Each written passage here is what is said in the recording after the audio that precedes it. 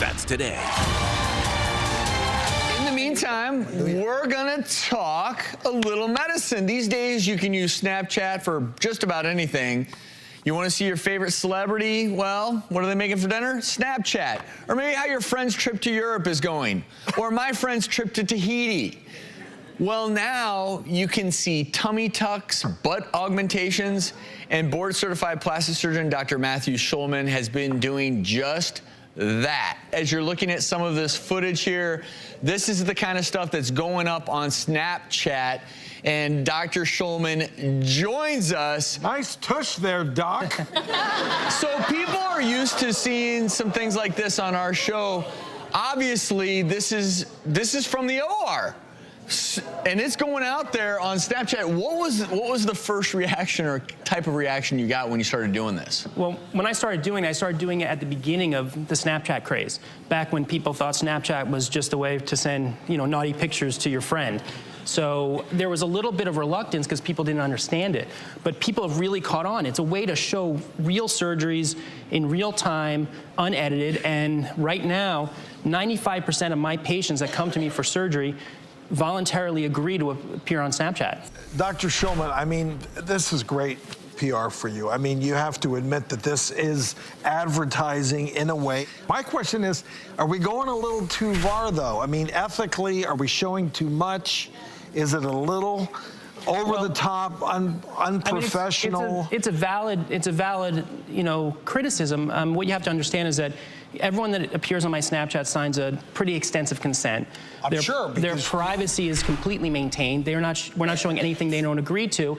And what I'm doing is really just trying to educate and show what real surgery is like, because if they're not looking at this, they're looking at reality television and other shows that are kind of sugarcoating things. This is real surgery, so I think it's educational. Patients like this. They like to go home and watch their surgery.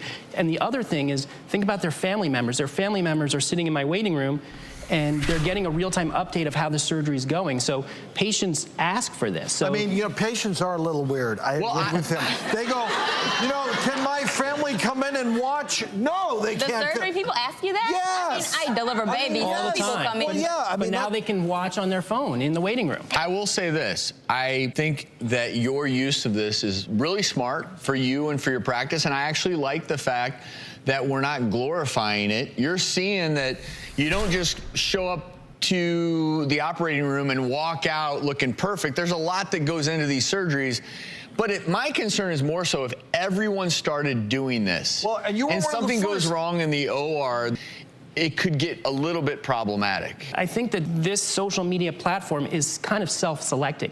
Not everyone can go out there and do it. It's not for everybody. It takes some effort. It takes some coordination. So it's not the type of thing where every surgeon out there is going to start a Snapchat account tomorrow. But I think it's important that we have a responsibility to do this ethically, responsibly, and professionally. And I've been working with the governing body of the plastic surgeons, the American Society of Plastic Surgeons, to help them develop guidelines for the ethical use of social media. So I think this is a great social media platform, but absolutely, there are people out there that are doing it the wrong way, and they're crossing lines. I think that it does put people at higher risk liability-wise, because if something goes wrong, it's documented. Well, and it's not only is it documented, but then the question is going to be, were they distracted by the video cameras? Right. And I think is that something that you've thought about? I mean, I've thought about it, and that's another common criticism, that it's distracting to the surgeon. I can tell you that when I'm operating, I'm doing what I do. The camera's in the background, so if I'm talking to the camera, it's really no different than any of you talking to your resident and walking them through a surgery. So I think it's a little bit unfair when people say that it's distracting. Now, again, it can be if you do it the wrong way. Right. So I think that it really comes down to the surgeon and the way they do it. And there are certainly people that shouldn't be doing this, or that are doing it that should stop. But that platform itself, I think, is a great tool if done right. I have to give you credit, Dr. Schulman. You are a pioneer with this, and clearly the fact you want to put your work out there shows that you believe in your skill set. Thank you for doing it in a way that makes sense. But obviously, and we get 3.5 million views per day.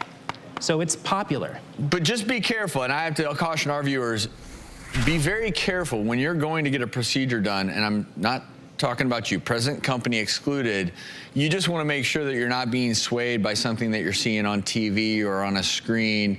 You just want to make sure you're going to get the best procedure possible. And at the end of the day, the Snapchat isn't going to matter if you don't get the result you want. Thank you, sir.